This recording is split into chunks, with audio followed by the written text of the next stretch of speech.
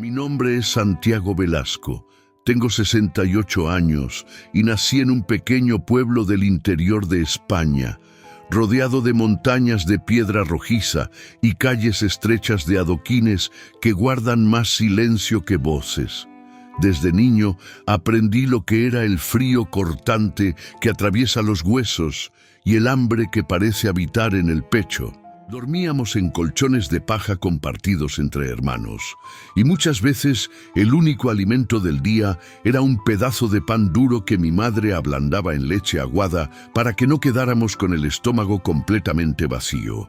Mi padre, un hombre de manos callosas y espalda encorvada por el peso de las piedras que cargaba como albañil, volvía a casa cansado, pero aún encontraba fuerzas para mirarnos y repetir siempre la misma frase.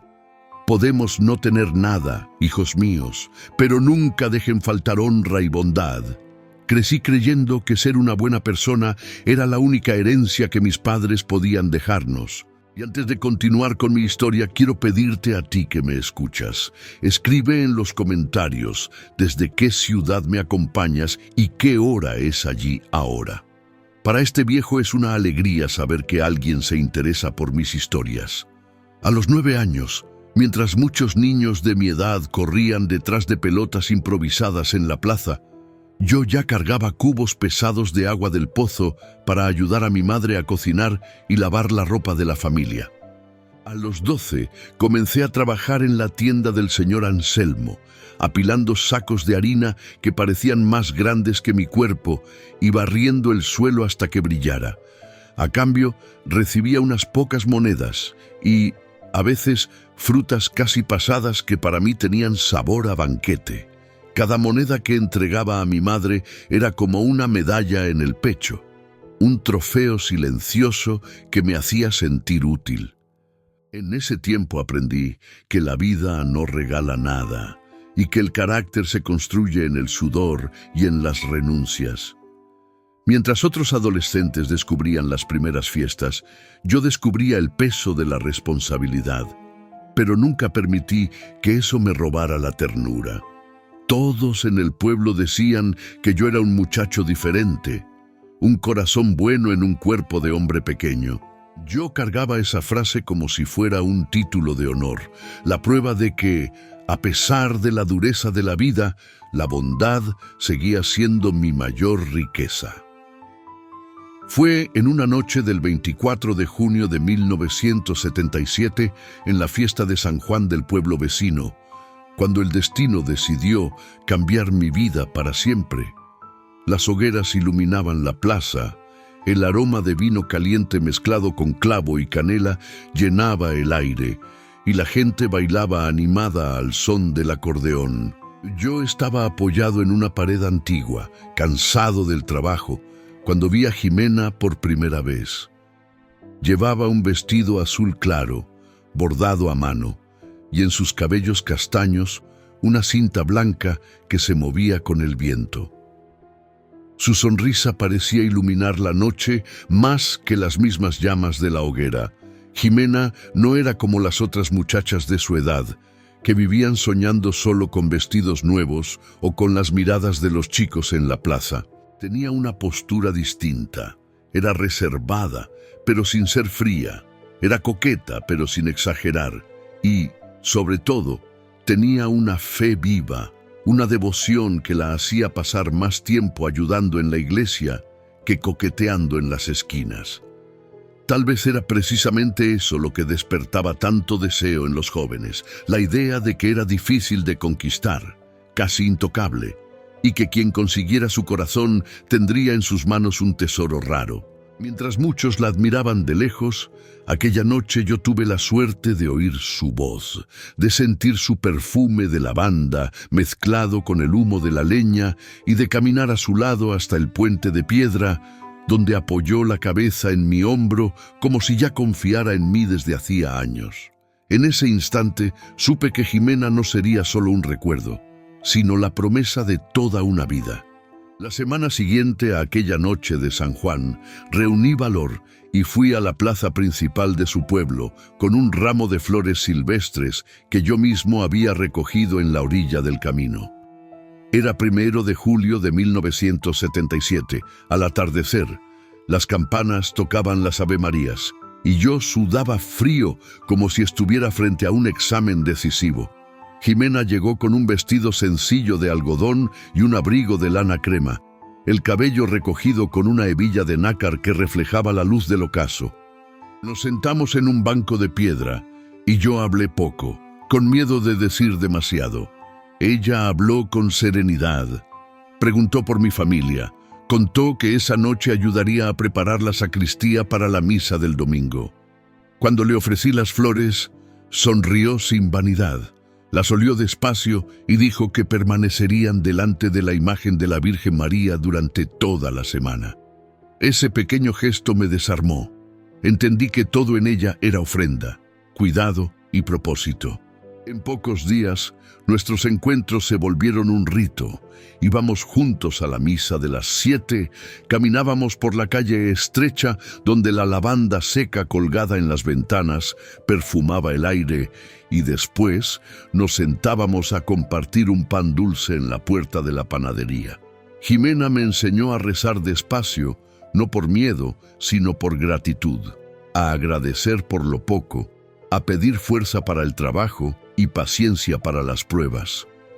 Yo, que venía de una vida dura, sentía el pecho calentarse cuando la veía distribuir ropa donada y enseñar a los niños del catecismo a hacer la señal de la cruz sin prisa.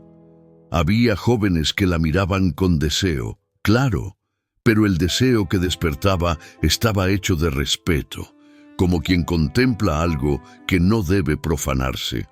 Cuando me dio una pequeña medalla de Santa Rita para los días pesados, comprendí que no solo estaba siendo querido, estaba siendo elegido para caminar al lado de una mujer que servía al bien antes que a sí misma.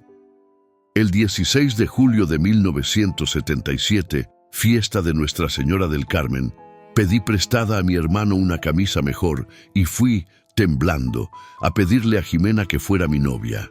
Hice la petición a la salida de la iglesia, junto al portón de hierro que chirriaba con la brisa. Hablé sencillo, prometiendo honestidad, trabajo y un corazón entero. Ella no hizo escena, no pidió promesas grandilocuentes, solo preguntó si estaba dispuesto a respetar su tiempo, su fe, sus compromisos con la parroquia y la familia. Dije que sí mirándola a los ojos, y allí, sin besos escandalosos, sellamos el inicio de una historia que parecía escrita con letra de misa, firme, hermosa, sin atropellos. Por la noche llevé pan, queso y un tarro de dulce de membrillo a sus padres. El padre, hombre callado, asintió con la barbilla. La madre, con manos calientes de horno, deseó que Dios nos condujera. Volví a casa bajo estrellas grandes, con la medalla golpeando suave en el pecho. En los meses siguientes, el noviazgo ganó cuerpo de rutina feliz. De 6 a 7 de la mañana ayudaba a mi padre a descargar piedras. De 8 a 5 trabajaba en la tienda. A las 7 en punto estaba en la puerta de la iglesia esperando a Jimena. Caminábamos hablando de planes. Ella quería concluir el magisterio y alfabetizar a los adultos de las canteras. Yo soñaba con aprobar un concurso para inspector de enseñanza y mejorar las escuelas de los alrededores. Ella hablaba de las recetas de su madre, del olor a pan saliendo del horno, y yo hablaba de mi deseo de construir una casa con galería para velar juntos los atardeceres. Cuando llovía, tomábamos chocolate caliente en su cocina, mientras el vapor empañaba la ventana y el reloj de pared marcaba una lentitud buena. Fue entonces cuando me mostró un cuaderno con recortes de santos y frases subrayadas. El amor que sirve no se cansa. Quise merecer cada línea de ese cuaderno. El 8 de diciembre de 1977, fiesta de la Inmaculada Concepción, junté los ahorros de meses y compré 2 alianzas sencillas de oro fino, grabadas por dentro con nuestras iniciales y la fecha. Le pedí compromiso en el patio de la iglesia, a la sombra de un olmo antiguo, mientras los niños ensayaban cantos para Navidad. Me temblaban las manos, pero la voz salió entera. Prometí fidelidad, trabajo honesto y el compromiso de rezar con ella en las alegrías y en las tormentas. Jimena lloró levemente, no por desesperación, sino por gratitud, y me abrazó sin prisa, como quien acoge un destino. Las familias celebraron con una cena modesta, sopa de garbanzos, bacalao desmigado y, de postre, torrijas espolvoreadas con azúcar y canela. A la mesa, su padre habló poco, pero firme. Que la casa de ustedes sea suelo para los cansados. Aquella noche escribí en una hoja suelta: hoy la vida empezó a caber en mi pecho. Fijamos la boda para el 17 de febrero de 1978, un sábado de cielo claro. La iglesia fue adornada con flores del campo, encajes prestados y velas gruesas que exhalaban aroma a miel. Jimena entró con un vestido de algodón rendado que su madre cosió durante noches enteras. No era rico, pero tenía la riqueza de las manos que aman. Cuando el cura preguntó si la aceptaba en la salud y en la enfermedad, sentí el peso dulce de todas las promesas que un hombre puede hacer. Salimos bajo lluvia de arroz y las campanas sonaron como si llamaran a toda la aldea para testimoniar nuestro comienzo. La fiesta fue en el salón parroquial. Tortillas, pan fresco, vino casero y risas anchas. Bailamos valses tímidos, reímos de los deslices y, ya tarde, caminamos hasta el puente de piedra. El río corría manso y la luna hacía plata en las aguas. Yo dije: prometo transformar cada día difícil en una mesa servida. Ella respondió: prometo transformar cada bendición en servicio. Alquilamos una casita baja en la calle detrás de la iglesia, con piso de baldosas frías, 2 ventanas estrechas y una galería desde la que se veía la puesta de sol entre tejados. Yo trabajaba como inspector escolar, cargo recién asumido en la comarca, que me obligaba a visitar escuelas esparcidas por los pueblos vecinos. Salía temprano con mi cartera de cuero, tomaba notas de informes, exigía mejoras y volvía muchas veces tarde en la noche, cansado de caminos polvorientos. Jimena, por su parte, se dividía entre el magisterio y las tareas de la parroquia, cosiendo ajuares para recién nacidos y organizando cestas para familias necesitadas. Los miércoles, nuestra casa se llenaba de voces infantiles porque recibía a los niños del catecismo para ensayar cantos. Los viernes, yo apuntaba mis gastos en un cuaderno de tapa azul, mientras ella separaba una parte de lo poco que teníamos para donación. No éramos ricos, pero había abundancia de sentido: pan en la mesa, café recién filtrado y un crucifijo sobre la puerta, recordando que la vida buena es la que se da. Los primeros años fueron de paz y rutina sagrada, pero con el tiempo, pequeños detalles empezaron a inquietarme. Jimena, que antes se contentaba con vestidos sencillos y zapatos gastados, comenzó a arreglarse más de lo necesario, incluso para una rápida ida al mercado. Un nuevo perfume apareció en el tocador, demasiado fuerte y caro para nuestro modesto presupuesto, y cuando le pregunté de dónde venía, sonrió con timidez y dijo simplemente: «Me lo regaló una amiga de la iglesia». Era una respuesta simple, convincente incluso, pero dejó en el aire una sombra que no se disipó. En las noches en que yo llegaba cansado del trabajo, encontraba la casa ordenada, la mesa puesta, pero había una ausencia en sus ojos, como si su mente estuviera en otro lugar. La sonrisa permanecía, pero parecía ensayada. Y, por primera vez, una desconfianza silenciosa se posó en mi pecho. Con el paso de los meses, las ausencias de Jimena comenzaron a volverse más constantes. Siempre había una explicación lista: reuniones de la parroquia, visitas a familias necesitadas, ensayos extras del coro. Eran excusas perfectas, y yo, Por confiar ciegamente, las aceptaba. Pero lo que antes me llenaba de orgullo, ver a mi esposa dedicada a la fe, empezó a transformarse en inquietud. Volvía a casa y la mesa estaba servida, pero ella no. El aroma de la comida se enfriaba en el aire y el silencio de la sala parecía burlarse de mi espera. Cuando preguntaba por dónde andaba, recibía respuestas suaves, siempre acompañadas de un beso en la frente, como quien calma a un niño. Yo sonreía de vuelta, pero por dentro me corroía la sensación de estar siendo engañado por algo que no podía nombrar.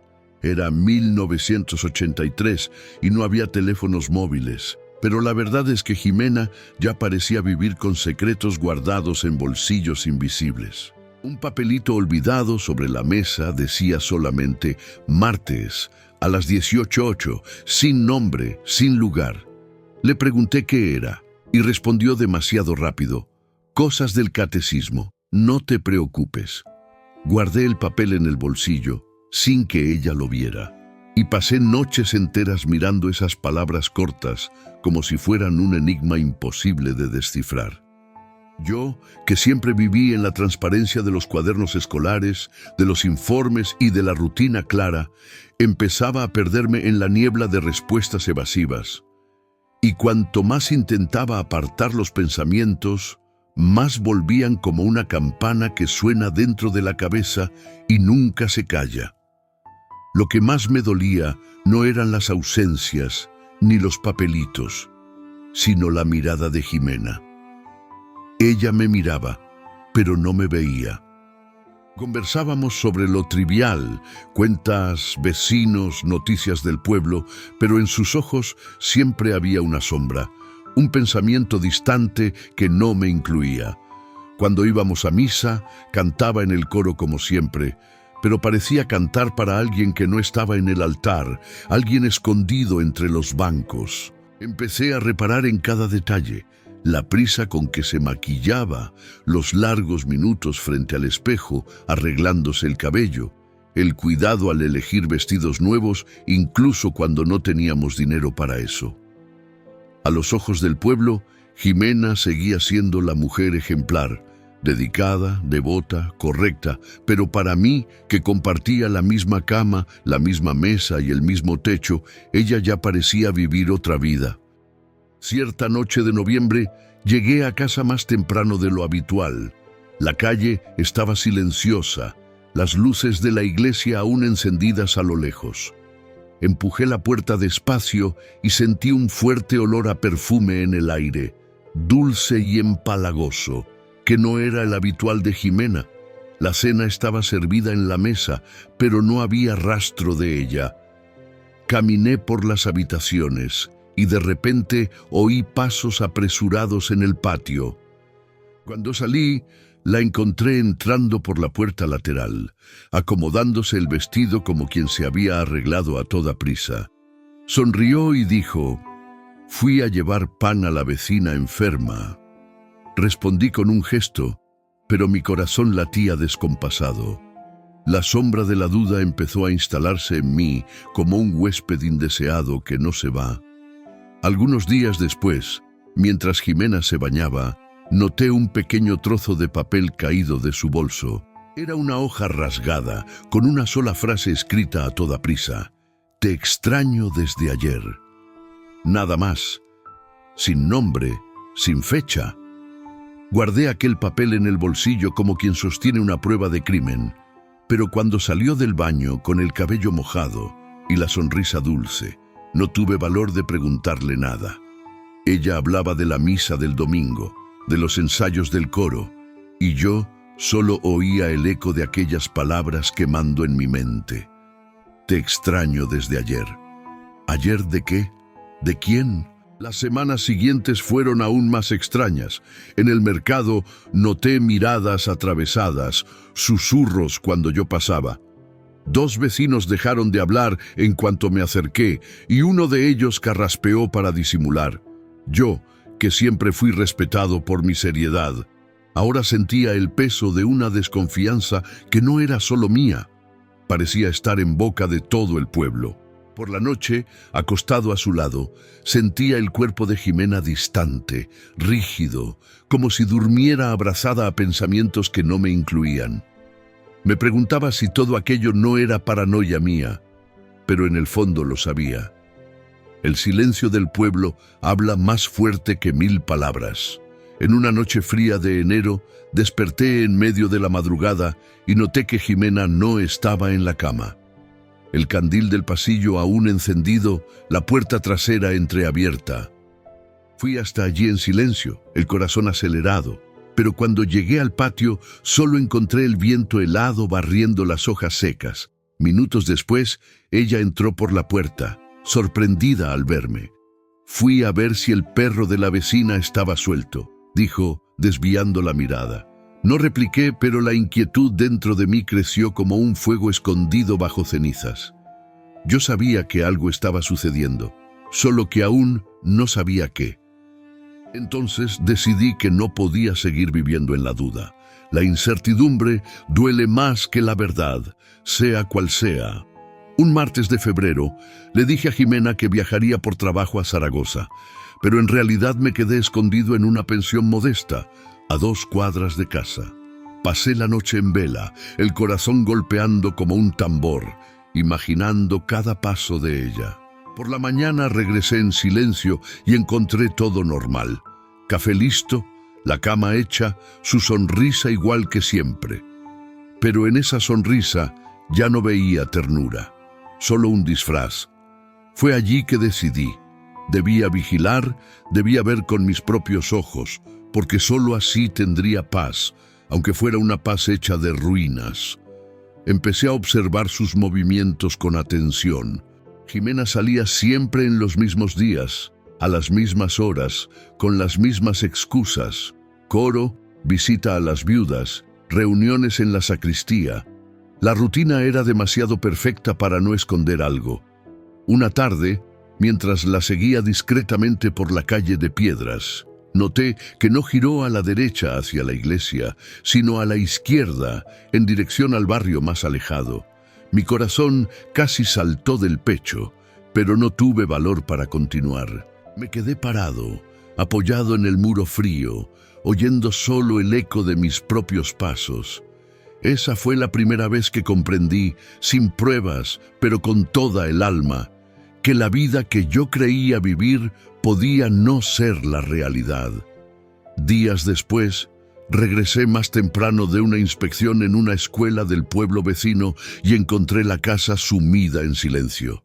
Jimena no estaba, pero sobre la mesa había 2 copas usadas, aún húmedas de vino, y una silla empujada de cualquier manera, como si alguien se hubiera levantado apresuradamente. Corrí hacia la ventana, pero la calle estaba vacía. Toqué el borde de la copa y sentí el aroma dulzón de la bebida. Jimena llegó minutos después, jadeante, con las manos oliendo a incienso. Estaba ayudando al padre a organizar el altar para la Cuaresma, dijo. Sonrió como quien entrega una verdad absoluta. Yo no respondí. Solo fijé mi mirada en las copas sobre la mesa hasta que ella las lavó, cada gesto suyo sonándome como una puñalada lenta dentro de mí. A partir de ese día, ya no pude dormir en paz. Me acostaba a su lado e imaginaba pasos invisibles cruzando nuestra casa, susurros que callaban cuando yo llegaba, miradas intercambiadas en las sombras. Cualquier ruido de puerta me hacía levantarme. Pasé a esconder llaves extra en los bolsillos, como si quisiera estar siempre listo para entrar en silencio. Cada detalle se volvía pista. Un pañuelo doblado de forma distinta, el perfume fuerte en la almohada, la repentina ausencia de una botella de vino en la despensa, me estaba transformando en un hombre que no quería ser, desconfiado, obsesionado, consumido por preguntas sin respuesta. Pero era inevitable. La verdad ya respiraba dentro de mí, pidiendo ser encontrada. Después de aquel día de las copas, empecé a fijarme en cada detalle de la casa como si fuera una escena del crimen. La alfombra de la sala ligeramente torcida, una ventana abierta sin motivo, un plato de más en el escurreplatos, cosas pequeñas, pero que para mí gritaban como trompetas. Jimena, atenta, parecía percibir mi silencio y siempre respondía con gestos de cariño. Preparaba mi comida favorita, ajustaba mi abrigo antes de las inspecciones, ponía la medalla de Santa Rita en mi mano y decía: «Ve en paz, Aurelio». Pero esos gestos, que antes me llenaban de ternura, ahora me sonaban como disfraces, como cortinas que cubrían un escenario donde otra obra se desarrollaba sin que yo fuera el protagonista. Cada día, la casa que habíamos construido juntos me parecía menos mía. Una tarde gris, al volver de una escuela en un pueblo vecino, decidí no entrar en casa de inmediato. Me quedé parado en la esquina, detrás de un muro de piedra, observando las ventanas. Esperé casi una hora y nada. Entonces, por una rendija de la cortina, vi una silueta cruzar la sala. No era Jimena, o, si lo era, estaba distinta. La sombra parecía masculina, los pasos firmes, la postura más grande que la de ella. Mi corazón latía en el cuello, mis piernas se aflojaban. Pensé en entrar, pero no pude. El miedo a la verdad me detuvo. Cuando finalmente empujé la puerta, encontré a Jimena en la cocina, tarareando, removiendo una olla de frijoles. La sombra había desaparecido como humo. Tal vez fuera alucinación, pensé, pero en el fondo lo sabía, no lo era. Fue entonces cuando la idea más insana tomó forma en mi mente. Necesitaba esconderme dentro de la propia casa. Necesitaba ver con mis propios ojos aquello que todos los susurros, miradas y papelitos ya me decían en silencio. La obsesión me consumía día y noche. Revisé cada rincón de la casa. Pensé en los posibles lugares, debajo de la cama, detrás de la cortina, en el desván, pero fue frente al gran armario de madera de nuestro cuarto, el mismo que guardaba mis camisas de trabajo y sus vestidos, que lo comprendí. Allí dentro cabría mi cuerpo entero, y desde allí tendría la visión necesaria para presenciar la verdad. Decidí que, la próxima vez que ella tuviera uno de sus compromisos, yo no saldría. Me quedaría escondido, quieto como un muerto, hasta que el silencio de la casa se transformara en gritos de realidad. Fue un martes de marzo, fecha marcada en el pueblo como día de procesión cuaresmal, cuando Jimena dijo que saldría temprano para ayudar en la preparación del Vía Crucis. Poco sabía ella que esa misma noche yo no daría un paso fuera de casa. Pasé el día entero nervioso, inspeccionando escuelas con la mente lejos, escribiendo informes sin ver las letras. Al regresar, me di un baño largo, me puse ropa ligera y preparé la casa como si fuera una noche común. Cenamos en silencio, fingí cansancio y me retiré temprano. Pero cuando escuché la puerta cerrarse tras ella, mi respiración se aceleró. Apagué todas las luces. Entré en el cuarto y me metí en el gran armario de madera, aquel que tantas veces había sido testigo mudo de nuestra vida de pareja. Cerré la puerta lentamente, dejando apenas una rendija para respirar. Era como entrar en un ataúd, pero yo lo sabía. Aquella noche iba a renacer para la verdad o para la ruina. Los minutos dentro del armario se arrastraban como horas. El corazón latía tan fuerte que temía que pudiera oírse más allá de la madera. El olor de la ropa de Jimena impregnaba mis narices. Perfume dulce mezclado con incienso de iglesia, una fragancia que antes me traía consuelo y ahora me asfixiaba. Cada crujido de la madera, cada ruido distante de la calle erizaba mi piel. Oía mis propios pensamientos como gritos. ¿Y si no ocurre nada? ¿Y si es solo paranoia? ¿Y si es peor de lo que imagino? El sudor me bajaba por la frente, pegando mi camisa al cuerpo. Era como si fuera prisionero de mi propio destino, encarcelado en una celda de madera y silencio. De repente, oí la llave girando en la cerradura. El sonido seco del hierro contra el metal atravesó mi pecho como una cuchilla. Los pasos resonaron por el pasillo, firmes y rítmicos. No eran solo los de ella.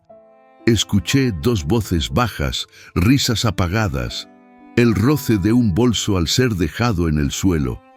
La puerta del cuarto se abrió con un chirrido que más parecía un grito.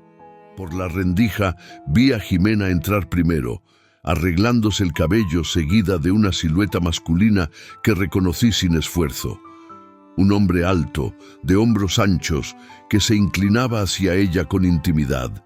Mi sangre se heló, mis manos temblaron tanto que tuve que sujetar la rodilla para no hacer ruido. La cama crujió bajo su peso, y en ese instante comprendí que el armario no era solo mi escondite, era la ventana maldita hacia la destrucción de toda una vida. La madera fría del armario parecía clavar astillas en mi piel. Mis manos temblaban tanto que tuve que apretar el puño contra la boca para no dejar escapar ningún sonido. Jimena entró riendo, esa risa cristalina que antes confundía con inocencia. Pero ahora, resonando en el cuarto, sonaba como burla, como si se riera de mí, de mi fe, de mi ingenuidad. El hombre que la acompañaba tenía hombros anchos, voz grave y una manera íntima de tocarla, como si ya conociera cada curva, cada gesto de ella.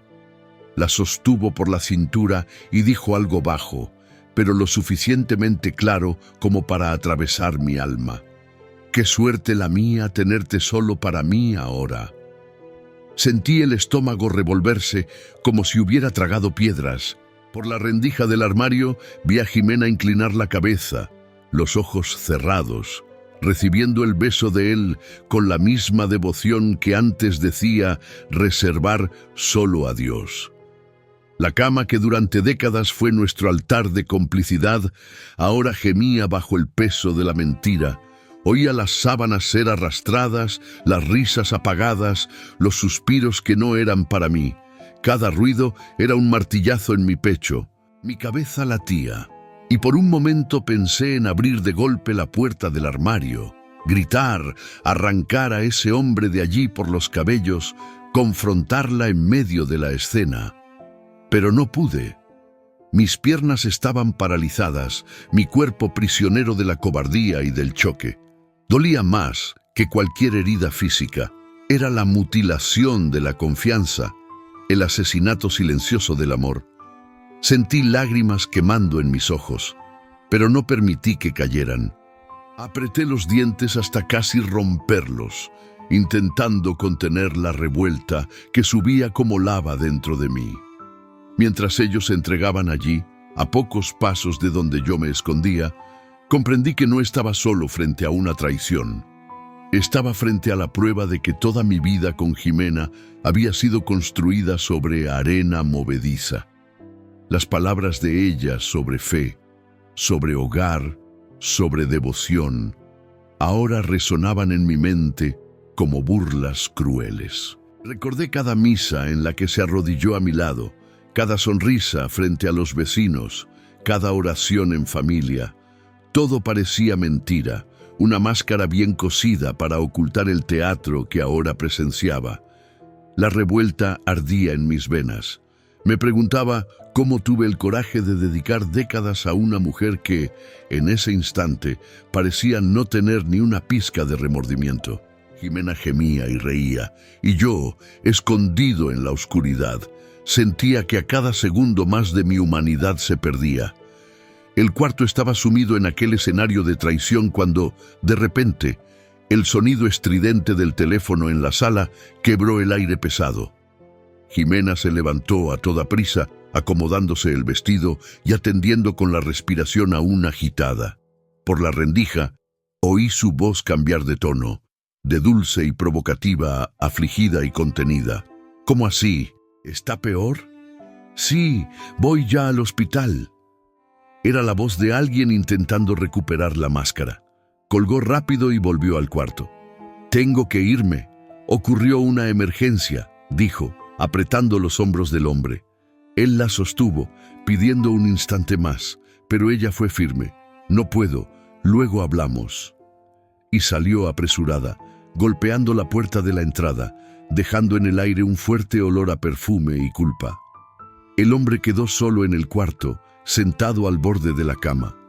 Murmuraba palabras de frustración, encendiendo un cigarrillo como quien necesitara calmar su propio deseo interrumpido.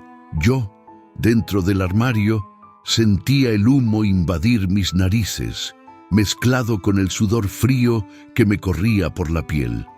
Caminó por la casa sin prisa. Abrió la nevera, se sirvió un pedazo de pan y un trago de vino, como si fuera dueño de ese espacio. Mi espacio, mi casa, mi vida. Cada paso suyo era una puñalada en mi dignidad. Cuando finalmente lo oí cerrar la puerta y encender el coche, permanecí inmóvil, esperando el silencio absoluto para tener certeza de que estaba solo. Cuando salí del armario, mis piernas estaban entumecidas, mis manos frías como hielo. Me senté al borde de la cama, mirando la sábana aún arrugada, las copas de vino sobre la mesa, la brasa del cigarro apagándose en el cenicero. Todo aquello gritaba contra mí. La casa que había construido con amor era ahora escenario de una obra macabra, y yo había sido el único espectador, encerrado en un armario como un muerto viviente. La revuelta y el dolor se mezclaban en un nudo imposible de deshacer. Quise gritar, quise romperlo todo, pero lo que hice fue sentarme en silencio, con las lágrimas finalmente cayendo, pesadas, humedeciendo mis manos. En ese instante comprendí que mi vida jamás sería la misma. Días después del flagrante, entré solo en el cuarto mientras Jimena estaba fuera. Abrí el cajón del tocador y encontré un pequeño cuaderno de tapa negra, escondido bajo toallas de encaje. Lo hojeé con manos temblorosas y allí estaban anotaciones que me quitaron el aire, fechas, horarios, nombres abreviados. Martes, 18 C, jueves, 20 R, sábado, tarde, encuentro en la carretera. Cada página era un golpe, cada letra una puñalada. No era solo un caso, eran varios. Una vida entera paralela delante de mí, organizada como quien agenda compromisos de trabajo. Cerré el cuaderno con fuerza, sintiendo la náusea subir. Entendí, al fin, que lo que había descubierto no era excepción, era regla. Después de ese día, empecé a ver señales por todos los rincones de la casa. Un pañuelo masculino olvidado en el perchero, un botón de camisa que no era mío, un billete rasgado dentro de un libro de oraciones. Hasta el domingo, mi amor. El mismo armario donde me escondí guardaba el olor de perfumes que nunca usé. Todo estaba allí, delante de mis ojos, y yo no quise verlo antes. Ahora, cada detalle se transformaba en testigo mudo de la mentira. Era como si la casa entera hubiera participado de la farsa, cómplice silenciosa de los encuentros que me convirtieron en fantasma dentro de mi propia vida. Ya no necesitaba de chismes del pueblo, ni de sombras vistas por la rendija de la cortina. Las pruebas estaban delante de mí, billetes, objetos, olores, anotaciones.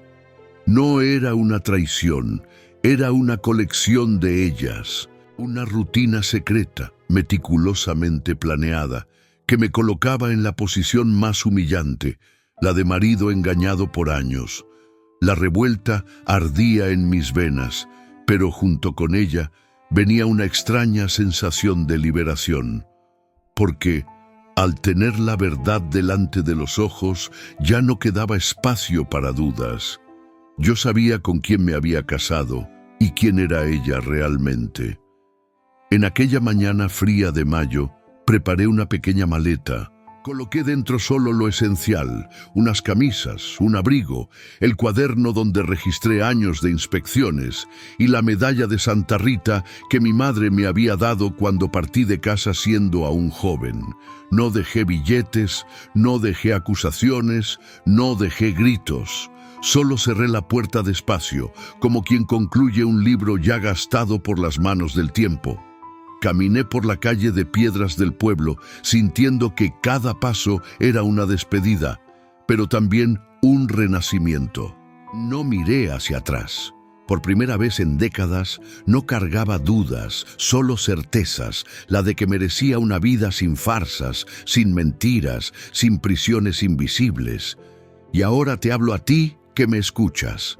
No esperes años para abrir la puerta del armario donde te escondes. No esperes que la vida te robe el coraje, porque la verdad, por más dura que sea, siempre libera. Para este viejo, es una alegría saber que alguien se interesa por mis historias y que tal vez, de algún modo, al escuchar la mía, encuentres fuerza para recomenzar la tuya.